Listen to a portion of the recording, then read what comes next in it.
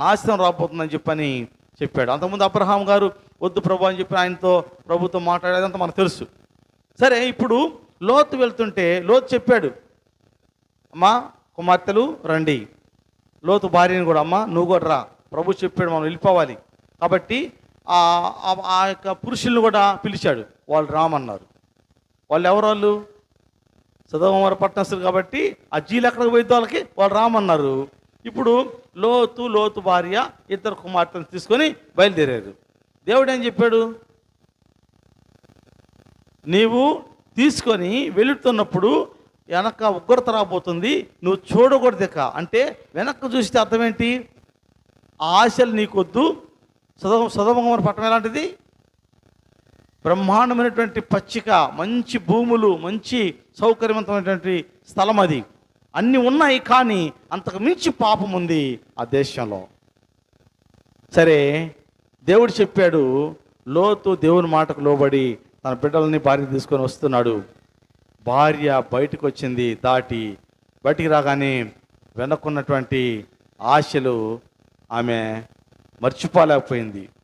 నా గృహము, నా సంపాదన, నా ఆస్తి, నా అల్లుళ్ళు అక్కడే ఉన్నారు, నా స్నేహితులు అక్కడ ఉన్నారు అనుకుందేమో. వెనక్కి తిరిగి చూసిందంతే. ఏమైందమ్మా? ఉప్పు స్తంభం అయిపోయిందని చెప్పని బైబిల్ రాయబడింది. అది ఆ ఉప్పు ఎలాంటిదంటే కరిగిపోయే ఉప్పు స్తంభం కాదు. నేటికి కూడా లోతు భార్య యొక్క ఉప్పు స్తంభం ఆ ప్రాంతంలో ఉంది, సొదొమ పట్టణాల్లో.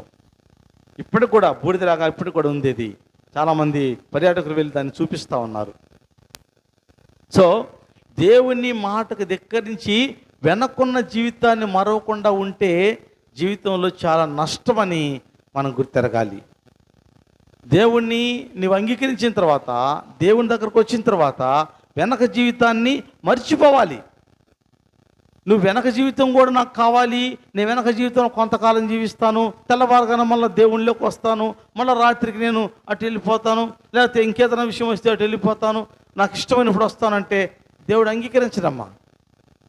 దేవుడు అంగీకరించడు. నీకు ఇష్టమున్నా లేకపోయినా, ఈ మాటలు నీ కఠినంగా ఉన్నా, ఈ మాటలు నీ మనసుకు కొంచెం బాధ కలిగించిన, లోక జీవితాన్ని విడిచిపెట్టకపోతే, లోక జీవితం అంటే ఏంటి?